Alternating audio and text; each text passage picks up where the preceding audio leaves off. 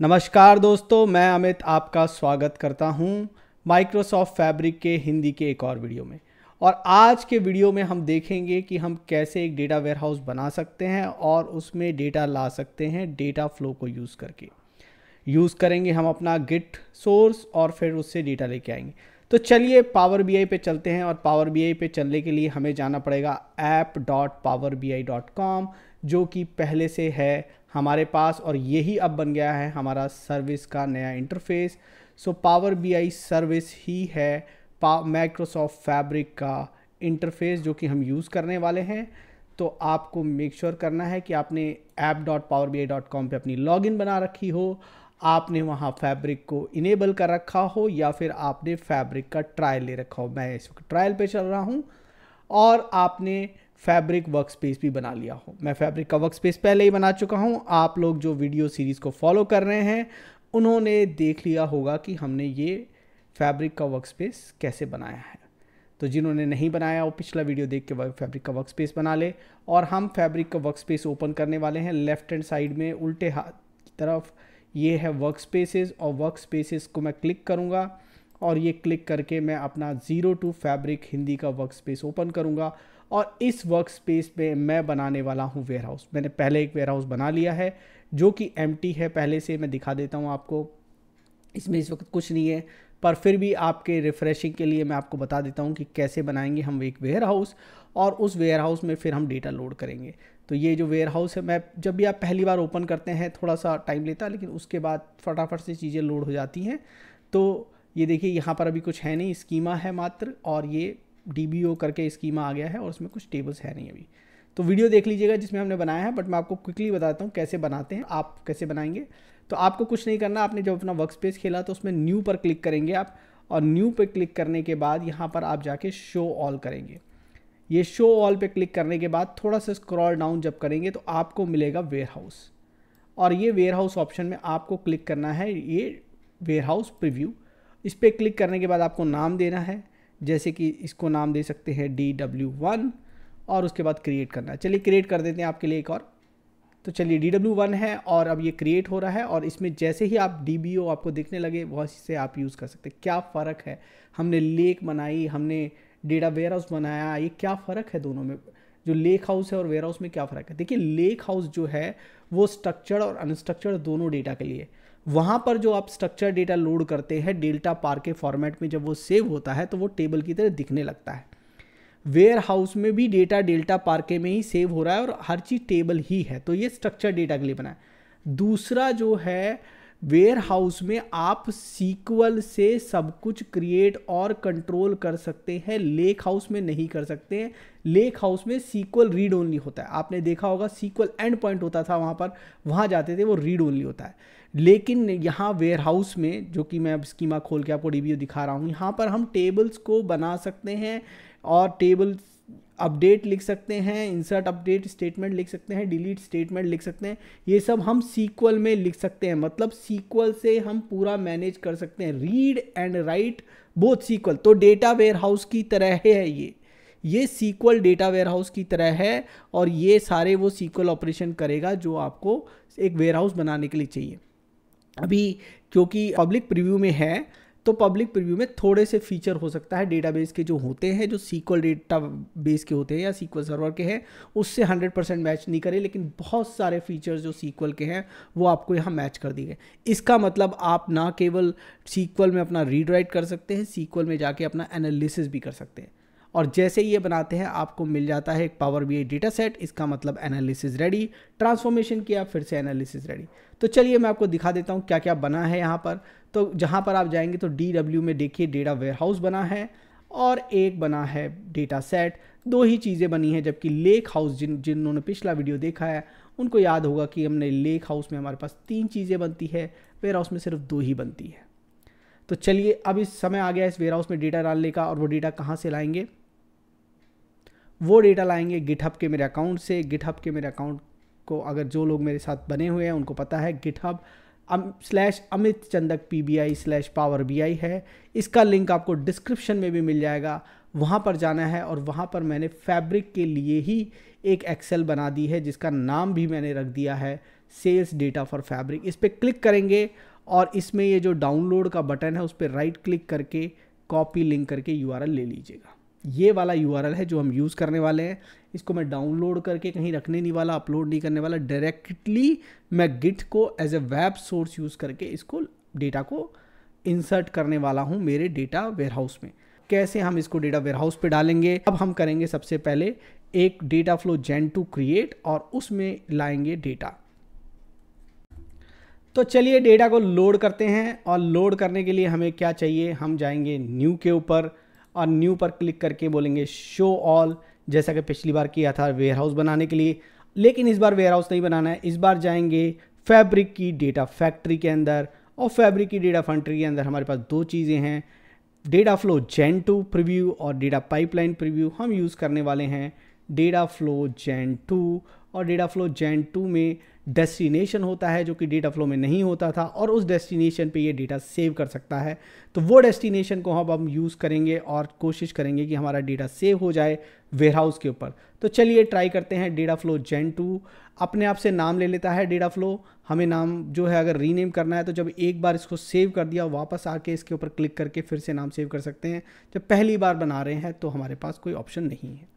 कैसे लाएंगे data, Git का डेटा कैसे लेके आएंगे, तो आपको क्लिक करना है। यहाँ पर बहुत सारी चीज़ें हैं, इसको कभी डिटेल में दिखाएंगे। जिन लोगों ने पावर क्वेरी मेरे देख रखे हैं वीडियोस, उनको पता होगा ये बहुत सिमिलर है पावर क्वेरी से।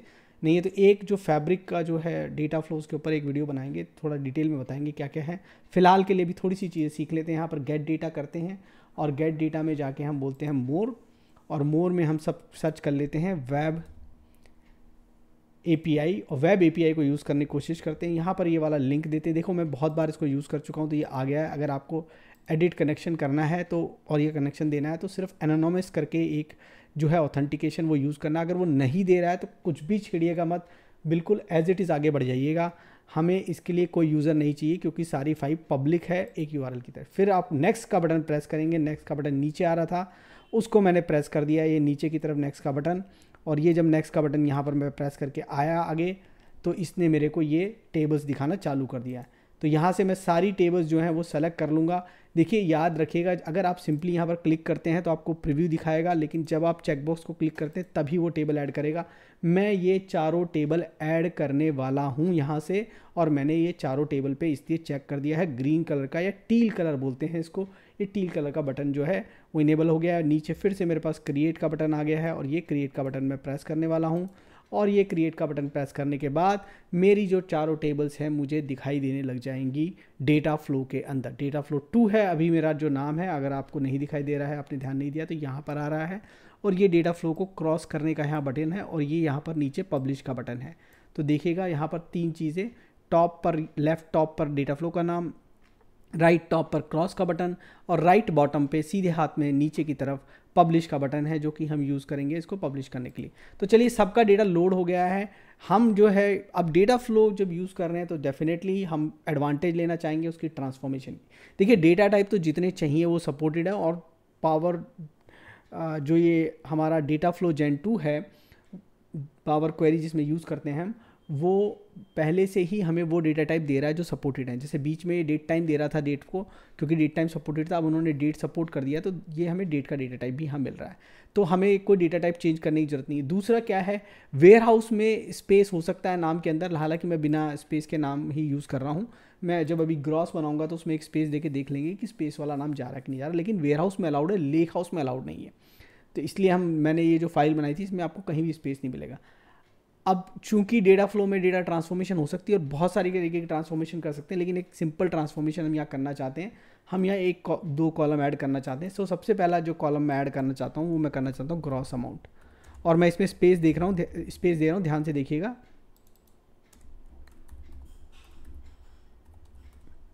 और इसमें डेटा टाइप भी चूज़ करूँगा, ये जरूर कर लीजिएगा आप, नहीं तो फिर एडिशनल स्टेप ऐड करना पड़ेगा। जितने भी कम स्टेप करना पड़े वो सब चीज़ें करिएगा। क्वांटिटी को मल्टीप्लाई करते हैं जब प्राइस से, तो उसको ग्रॉस सेल्स बोलते हैं, ठीक है। तो ये मैंने फॉर्मूला बना दिया ग्रॉस अमाउंट का, ओके कर दिया, ठीक है। एक और क्या बनाएंगे, डिस्काउंट अमाउंट। डिस्काउंट अमाउंट के लिए मुझे पहले से ही ग्रॉस अमाउंट चाहिए रहता। अब जो मेरा डेटा है इसके अंदर है क्या कि जो मेरा डिस्काउंट है वो एब्सोल्यूट परसेंटेज है। एब्सोल्यूट परसेंटेज का मतलब वो 100 से डिवाइड नहीं, अगर थोड़ा सा पीछे देखोगे तो 12 लिखा है 0.12 की जगह, तो ये 12 है तो इसको 100 से डिवाइड करना पड़ेगा जब मैं इसको ग्रॉस सेल से मल्टीप्लाई करूँगा। तो मैं ग्रॉस अमाउंट को जब मल्टीप्लाई करूँगा डिस्काउंट परसेंटेज से तो मैं उसको 100 से डिवाइड कर दूंगा ताकि वो परसेंटेज बन जाए, अभी एब्सोल्यूट नंबर है, और मुझे डिस्काउंट अमाउंट मिल जाए। इसके अलावा जो है मैं कॉग्स करके भी एक यूज़ करता हूँ जो कि होता है कॉस्ट ऑफ गुड्स सोल्ड। मेरे पास कॉस्ट पड़ी है, कॉस्ट बेसिकली जो यहाँ पर मेरे पास कॉस्ट है वो परचेज प्राइस नहीं है, ये इन्वेंट्री कैरिंग कॉस्ट भी इंक्लूड करती है। तो ये जो है वो कॉग्स है बेसिकली, इसमें इन्वेंट्री कैरिंग कॉस्ट है, माल भाड़ा है, ये सब चीज़ें भी इसके अंदर हैं। तो इसके कारण क्या है कि ये पूरा एक तरीके का पूरी कॉस्ट है और इससे सीधा मार्जिन निकल सकता है, तो उसको कॉस्ट मल्टीप्लाई बाय क्वांटिटी कर देते हैं। अब देखिए होता क्या है कि जितने भी कैलकुलेशंस होती हैं जो रो लेवल पे होती है, जैसे कि मल्टीप्लिकेशन, वो हमेशा रो लेवल पे होना चाहिए। ए मल्टीप्लाई बाय बी, उसका जब आप सम करते हैं वो कभी भी बराबर नहीं होता sum of A multiply by sum of B या sum of A multiply by average of B, और हमें हमेशा मल्टीप्लिकेशन रो लेवल पे करना चाहिए। इसीलिए जब भी आप देखेंगे मेरा वीडियो में मेरी पहली प्रेफरेंस रहती है कि ये जितने भी मल्टीप्लिकेशन वाले हैं मैं इनके लिए कॉलम बना दूँ जहाँ भी पॉसिबल है, और अगर मेजर भी बनाता हूँ तो लाइन लेवल मेजर बनाता हूँ। तो इसलिए हमने क्या कर दिया, यहाँ पर हमने मल्टीप्लिकेशन जो है वो कॉलम बना लिए हैं और हमने डेटा फ्लो में ही इसको सेट कर लिया है। अब डेटा फ्लो में जो मुझे करना था लाके मैं सेट कर चुका हूँ, अब मुझे इनके सबके डेस्टिनेशन सेट करने। तो मेरा डेटा फ्लो ऑल सेट है, मुझको इसको सेव करना है, और सेव करने के लिए मुझे ऐड डेस्टिनेशन यूज़ करना पड़ेगा। ऐड डेस्टिनेशन यहाँ पर है, और डेस्टिनेशन में हमारे पास वेयर हाउस का कनेक्टर आ गया। जिन्होंने इंग्लिश वाला वीडियो देखा होगा वो ऑब्जर्व कर रहे होंगे कि एक कनेक्टर कम हो गया, उसकी जगह वेयर हाउस का कनेक्टर आ गया है। ठीक है, तो ये वेयर हाउस का नया कनेक्टर जो आया है, अब उसको हम टेस्ट करने वाले हैं आज इस वीडियो में, और देखते हैं ये कैसे काम करता है। पर इसके लिए आपको चाहिएगा यूआरएल, वेयर हाउस का यूआरएल। कहाँ मिलेगा वेयर हाउस का यूआरएल? मुझे लगता है कि वेयर हाउस का यूआरएल की जरूरत भी नहीं पड़ेगी जब ऐड डेस्टिनेशन करेंगे, तो चलिए देखते हैं पहले जरूरत पड़ती है कि नहीं पड़ती है। तो हमने वेयर हाउस के कनेक्टर पे क्लिक किया। अब तक हमें यूआरएल की जरूरत इसलिए पड़ रही थी क्योंकि हम दूसरा कनेक्टर यूज़ कर रहे थे, जो कि हम स्नैप्स का कनेक्टर यूज़ कर रहे थे या सीक्वल का कनेक्टर यूज़ कर रहे थे, उसके लिए हमें ज़रूरत पड़ती थी। लेकिन हमारे पास वेयर हाउस का बीटा कनेक्टर आ गया है, तो वो वेयर हाउस का बीटा कनेक्टर अब हम यूज़ करने वाले हैं, और मैंने नेक्स्ट पे प्रेस कर दिया। देखिए खुद से वेयर हाउस के नाम दिखा दिए, और ये बहुत बढ़िया चीज़ हो गई क्योंकि अब मुझे बताना ही नहीं है यूआरएल, उसने अपने आप से ढूंढ लिया। देखिए कितनी बढ़िया चीज़ हो गई। ये कनेक्टर आने से मुझे, अगर जिन्होंने इंग्लिश वाला वीडियो देखा और कुछ दिन पहले तक के मेरे वीडियो देखे हैं, तो जब तक ये कनेक्टर नहीं था तो मैं क्या कर रहा था, मैं जाके यूआरएल ला रहा था। अब ये जो टेबल है, इस टेबल को मैंने नाम दे दूंगा यहाँ पर, लेट से आइटम अंडरस्कोर गिट मैं इसका नाम दे देता हूँ, और मैं ये सारी टेबल एक एक करके ये वेयर हाउस पे पॉइंट कर देता हूँ DW1 पे। और DW1 में देखिए और कुछ तो नहीं मांग रहा, नहीं मांग रहा, तो नेक्स्ट कर देता हूँ। रिप्लेस, देखिए सिर्फ मुझे ये देखना है कि जब मैं यहाँ पर आया तो ये कोई जो मुझे इशू तो नहीं दिखा रहा है डेटा टाइप का या नाम का। अगर वो मुझे दिखा रहा है तो मुझे चेंज करना है, और मैं रिप्लेस इसलिए यूज़ कर रहा हूँ क्योंकि जब भी ये मेरा गिट का डेटा लोड करे, ये तो अपडेट हो नहीं रहा है, और अपडेट होता भी है तो मुझे नया डेटा चाहिए। और ये सब करने के बाद मैं सेव का बटन दबा दूंगा। ठीक है, तो सेव सेटिंग्स मैंने कर ली हैं। ठीक है, तो मेरा आइटम हो गया है। अब मैं कस्टमर भी करना चाहूँगा, इस बार मैं नीचे वाली जगह से बटन ले आऊँगा, फिर से मैं वही वेयर हाउस का बटन यूज़ करूँगा, नेक्स्ट प्रेस करूँगा, फिर से मैं 02 फैब्रिक में जाऊँगा, हिंदी में DW1 पे क्लिक कर दूंगा, कस्टमर अंडरस्कोर गिट कर दूंगा इसका नाम, DW1 पे प्रेस करना है। देखो प्रेस नहीं करेंगे तो आ जाएगा, ये प्रेस होना चाहिए, सेलेक्टेड सा दिखना चाहिए यहाँ पर। ठीक है, ये देखो ये खुद ही अकेला ही है, देखो अभी, और ये रिप्लेस, कोई भी दिक्कत नहीं है। Save setting. अगला करेंगे ज्योग्राफी को, तो ज्योग्राफी पे क्लिक किया, दोनों में से किसी भी एक जगह से जैसे ही अनेबल होगा, वेयर हाउस, नेक्स्ट, फिर से वही 02 फैब्रिक के अंदर DW1 ज्योग्राफी अंडरस्कोर गिट। तो अभी इसमें भी कोई प्रॉब्लम नहीं आनी चाहिए। मेरी ज्योग्राफी की टेबल में कुछ जगह प्रॉब्लम थी, वहाँ पर मेरे पास स्टेट में स्पेस होता था, तो वो ज़रूर मैं चेक करता हूँ हर बार। मेरे यहाँ पर स्टेट में स्पेस है नहीं इस वक्त, फिर भी मैं आपको बता देता हूँ, कभी कभी यहाँ पर स्पेस होता था, वो है नहीं, और वो होगा तो आपको ज़रूर 100% इशू देगा, तो वो ज़रूर चेक कर लीजिएगा। अब जो सेल्स की टेबल है, यही वो टेबल है जहाँ पर हमने एडिशनल कॉलम भी ऐड करने हैं, तो हमें यही चेक करना है कि इसमें जो एडिशनल कॉलम है उसमें कोई इशू तो नहीं दे रहा। सो फिर से हम ये वेयर हाउस का कनेक्टर यूज़ करेंगे, नेक्स्ट प्रेस करेंगे, और ये 02 फैब्रिक में जाएंगे, DW सेल्स अंडरस्कोर गिट करेंगे, नेक्स्ट करेंगे, रिप्लेस करेंगे। तो देखिए मैंने थोड़ा सा नीचे स्क्रॉल किया और अब आप देख रहे होंगे यहाँ पर जो है दो में, जब क्योंकि हमने डेटा टाइप चेंज नहीं किया, ढंग से नहीं दिया, तो ये दोनों के लिए दिखा नहीं रहा और मैं इसको सेलेक्ट भी नहीं कर सकता। मैं क्या करूँगा, मैं इसको ठीक नहीं करूँगा, सिंपली ऐसे ही सेव कर दूंगा। तो उसके बाद होगा क्या कि ये जो है ये दोनों कॉलम मेरे पास आएंगे नहीं, क्योंकि ये मेरी मैपिंग पे नहीं है। तो अगर मैं बाद में आगे करता हूँ तो मुझे बाद में आगे दोनों के डेटा टाइप करेक्ट करने पड़ेंगे, उनके डेटा टाइप चेंज करने पड़ेंगे और फिर मुझे वापस आके मैपिंग करनी पड़ेगी और फिर से सेव सेटिंग करनी पड़ेगी। तो फिलहाल के लिए मैं सेव सेटिंग कर देता हूँ और सेव सेटिंग्स करेंगे और हम ओके कर देंगे। तो चलिए ये सब हो गया है। अब इसको पब्लिश करेंगे और जब तक ये पब्लिश हो रहा है तब तक हम क्या करेंगे, हम ये भी टेस्ट करना चाहेंगे कि भाई इसको हम यहाँ तो देख पा रहे हैं, क्या हम इसको हम देख पा रहे हैं अपने SQL सर्वर मैनेजमेंट स्टूडियो में, तो वो भी मैं आपको बताना चाहूँगा। तो इसके लिए मैं आपको स्टेप बता दूंगा। तो चलिए जब तक इसको पब्लिश होता है, तो पब्लिश होने पे 2 स्टेप होते हैं। पब्लिश होता है तो पहले सबसे पहले आपको दिखाएगा कि भाई ये पब्लिश कर रहा है। देखो यहाँ पर DW1 जो हमारा डेटा फ्लो 2 है वो यहाँ पर पहले वाले में यहाँ पर दिखाएगा, एक इमेज दिखाएगा लोड होती हुई, जो कि यहाँ पर लोड हो रही है। और दूसरी देर में, थोड़ी सी देर में यहाँ पर इमेज आने लगेगी। अगर वो सक्सेसफुल हो गया तो यहाँ पर इमेज आएगी, वो इमेज दिखाएगी कि भाई ये अब जो है लोड हो रहा है, डेटा रिफ़्रेश हो रहा है। तो पहली बार जब पब्लिश करेगा और पब्लिश करने के बाद उसको जब भी हम चेंज करेंगे पब्लिश करेगा, पब्लिश करने के बाद डेटा लोड करेगा। हमें मैनुअली वो डेटा लोड किक इन नहीं करना है, बाद में हम चाहिए तो हम शेड्यूल कर सकते हैं। तो चलिए अब देखिए यहाँ पर डेटा किक ऑफ हो गया है, यहाँ पर अब डेटा हमारा अपलोड हो रहा है डेटा वेयरहाउस के अंदर। जब तक वो लोड हो रहा है यहाँ पर ऑप्शन देख लीजिए, रिफ्रेश हिस्ट्री है, सेटिंग और व्यू लीनिएज है। लीनिएज मतलब कहाँ से डेटा आया। तो अगर आपको डेस्कटॉप पे इस डेटा को देखना है तो आप SQL सर्वर मैनेजमेंट स्टूडियो को सर्च करिएगा और SQL सर्वर मैनेजमेंट स्टूडियो को डाउनलोड कर लीजिएगा, द लेटेस्ट वर्जन को। यहाँ जाके देखिएगा SQL server management studio free download है, इसको क्लिक करिएगा और इसको क्लिक करके आप डाउनलोड कर लीजिएगा। और एक बार ये डाउनलोड हो जाता है तो आप इसको इंस्टॉल कर लीजिएगा। और आप जब इसको इंस्टॉल कर लेंगे तो हम आपको जो है इसको बता देंगे कि इसको कैसे यूज़ करना है। ठीक है, तो चलिए देखते हैं। अभी हमारा जो वो जब तक डाउनलोड हो रहा है तब तक देखते हैं कि क्या हमारा रिफ़्रेश हो गया है। अभी रिफ़्रेश चल रहा है। तो इसको अगर आपको और भी मॉनिटर करना हो तो ये आप 3 डॉट पे क्लिक करके रिफ़्रेश हिस्ट्री पे जाकर भी आप चेक कर सकते हैं कि क्या चल रहा है। कभी कभी इमेज जो है रिफ़्रेश नहीं होती है, तो यहाँ पर जाके आप हमेशा स्टेटस चेक कर सकते हैं।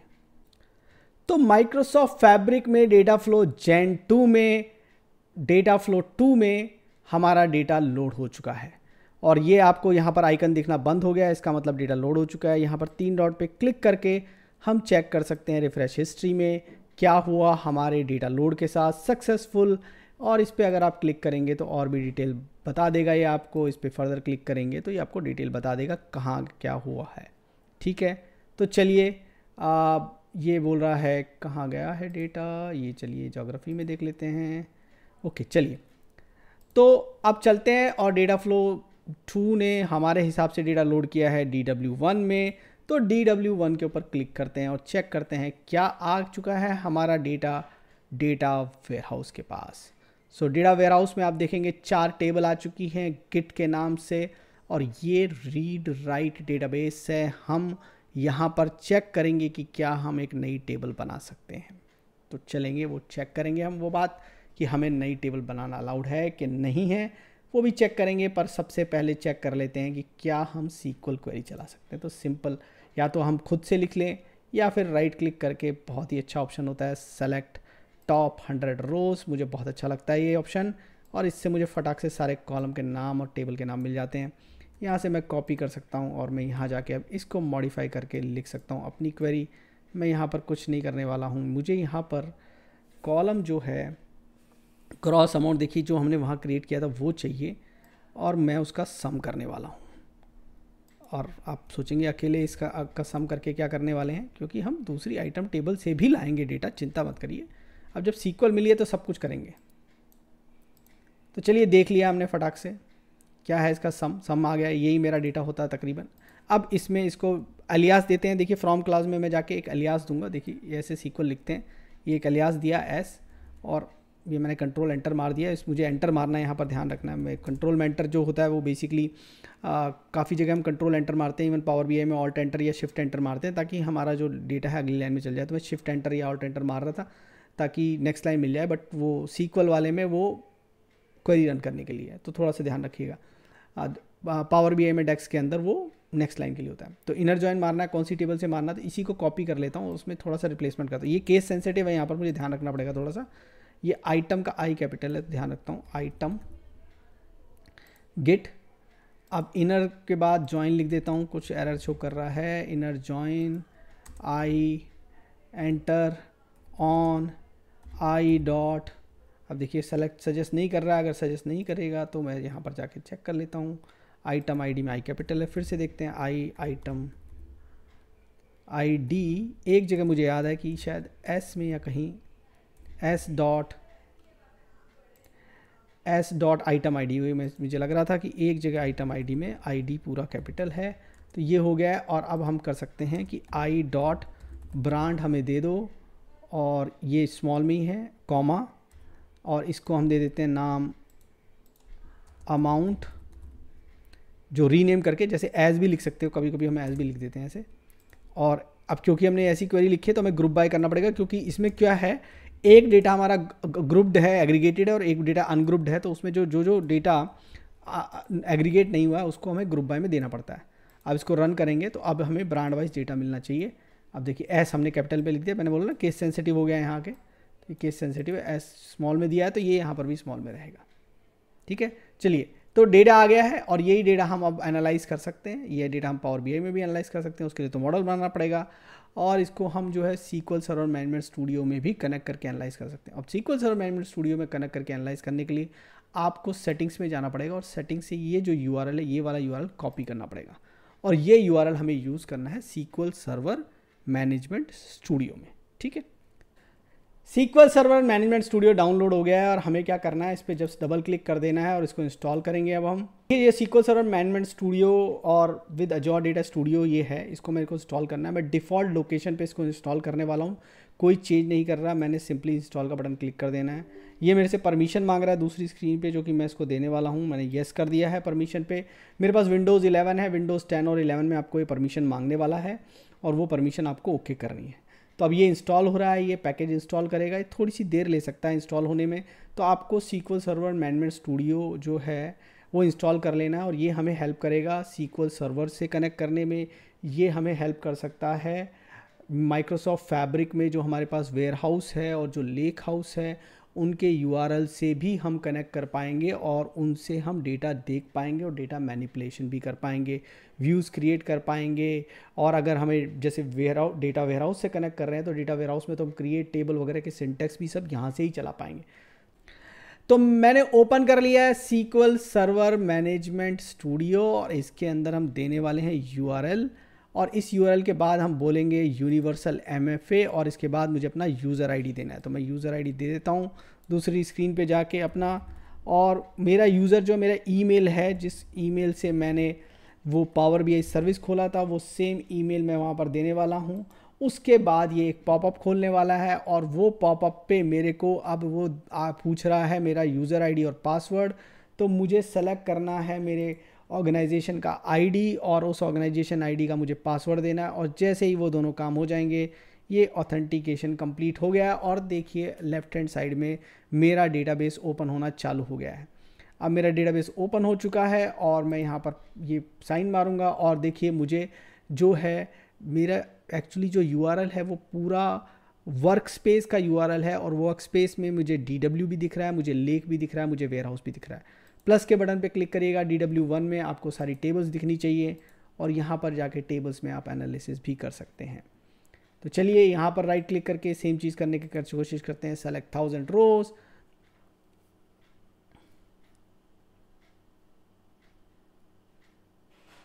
तो चलिए 1000 रोज आ गई। अब मैं यहाँ पर क्या करने वाला हूँ, ये टॉप 1000 यहाँ से हटाने वाला हूँ, और मैं आपको दिखाता हूँ कि सीक्वल सर्वर में एक नई टेबल बनाना चाहता हूँ।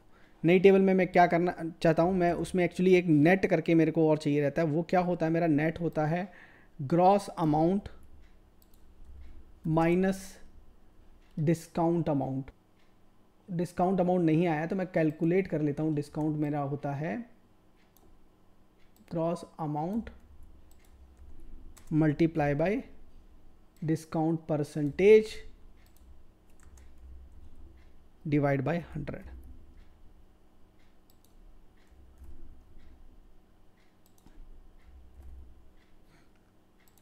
चलिए ये अब यहाँ पर क्या होता है, सीक्वल सर्वर में मुझे लिखना पड़ता है इनटू, और मैं यहाँ पर देता हूँ dbo dot into dbo dot sales, सारा स्मॉल में देते हैं, सेल्स इंटू SQL, सीक्वल से क्रिएट करिए। ठीक है, चलिए क्वेरी चला के देखते हैं चलती है कि नहीं चलती है। तो ये बोल रहा है an object column name is missing and empty, select into statement verify the column has a name. तो यहाँ पर हमने नाम नहीं दिया है, इसका नाम हमें नेट देना है। तो चलिए एरर को रिमूव किया, अब रन करेंगे और एक नई टेबल हमें मिल जानी चाहिए। तो ये एग्जीक्यूट हो रहा है और हमें एक नई टेबल मिल गई। तो देखिए हम ट्रांसफॉर्मेशन कर रहे हैं, सीक्वल के अंदर नई टेबल क्रिएट कर रहे हैं। हम इंसर्ट अपडेट स्टेटमेंट भी लिख सकते हैं, तो भी चाहे कर सकते हैं। अब ये नई टेबल क्रिएट हो गई है, इसको यहाँ पर राइट क्लिक कर लीजिएगा और रिफ्रेश करिएगा, नई टेबल भी दिखना चालू हो जाएगी।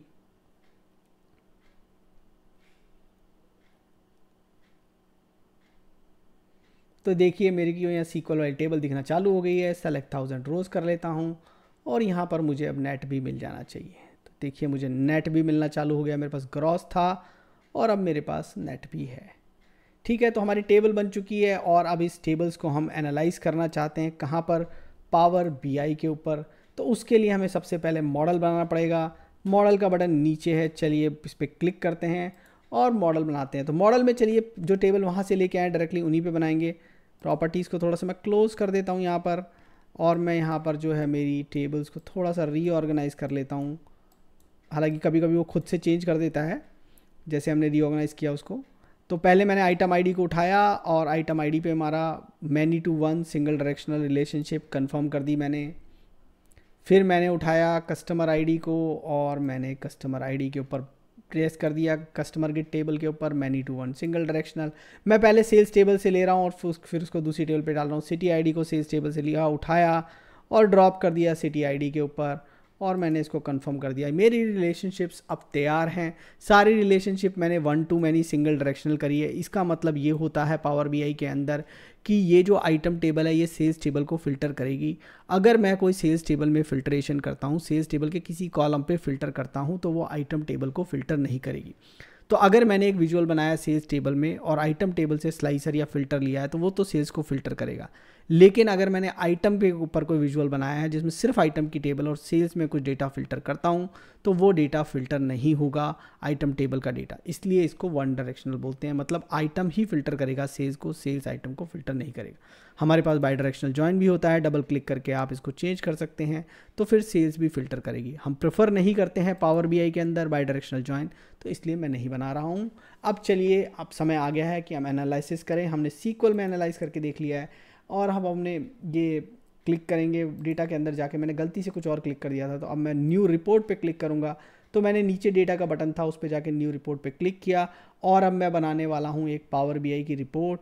और इस रिपोर्ट में मैं आइटम से लेने वाला हूँ ब्रांड और मैं सेल्स से लेने वाला हूँ एक कॉलम जो कि मेरा है ग्रॉस अमाउंट। देखिए मैंने कोई मेजर नहीं बनाया है, लेकिन हम मेजर बना के भी चेक कर सकते हैं। तो ये बन गया है। चलिए आप बोलेंगे कि हम मेजर तो बनाना सिखाया नहीं, तो चलिए वापस यहाँ चलते हैं, एक मेजर भी बना लेते हैं। तो यहाँ पर जाएंगे और ये वाली जो टेबल है सेल्स गिट, इस पर क्लिक करिएगा और यहाँ पर एक नया मेजर बना लेते हैं। मेजर का नाम रख लेते हैं नेट। इसमें नेट नहीं बनाया था, नई टेबल में बनाया था ना, तो इसमें बना देते हैं नेट सेल्स और उसको बोल देते हैं सम ऑफ ग्रॉस गिट वाला माइनस सम ऑफ। अब देखिए यहाँ पर डिस्काउंट अमाउंट तो होगा नहीं, डिस्काउंट परसेंटेज है, तो कैसे करेंगे? सम एक्स सेल्स गिट comma gross amount multiply by discount percentage divide by 100। तो वो उसका सम आ गया और इसका ये डिस्काउंट का बन के अमाउंट बन के, और ये हमने एंटर मार दिया। ठीक है, अब ये मेजर बन जाएगा। ये थोड़ा सा टाइम लेता है आपको, मतलब आप पर ये बन जाता है। अगर जैसे आप उधर जाएंगे और रिफ्रेश करेंगे तो मिलेगा आपको। ठीक है, चलिए, तो ये यहाँ पर हो गया रिफ्रेश। अब यहाँ पर डेटा सेट में जाते हैं और यहाँ पर हम जो है ये हमारे पास है रिफ्रेश का बटन, इसको रिफ्रेश मार देते हैं और ये हमें नेट सेल्स दिखने लग गया। तो नेट सेल्स का मेजर भी ले आते हैं यहाँ पर और देखिए एक मेजर बनाया, तुरंत इधर ऐड हो गया और काम चालू।